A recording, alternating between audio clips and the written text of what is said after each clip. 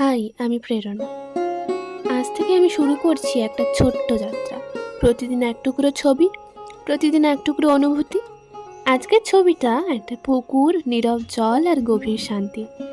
তার ভেতর ভাসছে সাদা সাদা ফুল, যেন অন্ধকার জলের বুকের ভেতর জন্ম নিচ্ছে আলো। এই ফুলগুলো ঠিক আমাদের মনের মতোই। সবসময় পরিস্থিতি পরিষ্কার হয় না, তবু আশা ফুটে ওঠে চুপচাপ নীরবে। এই সিরিজটা তাদের জন্যে যারা ধৈর্য ধরে অপেক্ষা করে, যারা বিশ্বাস করে একদিন না একদিন আলো ঠিকই ফুটবে। পুকুরের জলে আকাশ নেই, তবু তারা ভাসে। সাদা ফুলের পাপড়িতে নীরব স্বপ্ন হাসে। অন্ধকার যত গভীরই হোক, নীরবে নীরবে আলো ফোটে। দেখা হচ্ছে নেক্সট পার্টে, আবার একটা নতুন গল্প নিয়ে, বা বলতে পারেন প্রেরণা নিয়ে।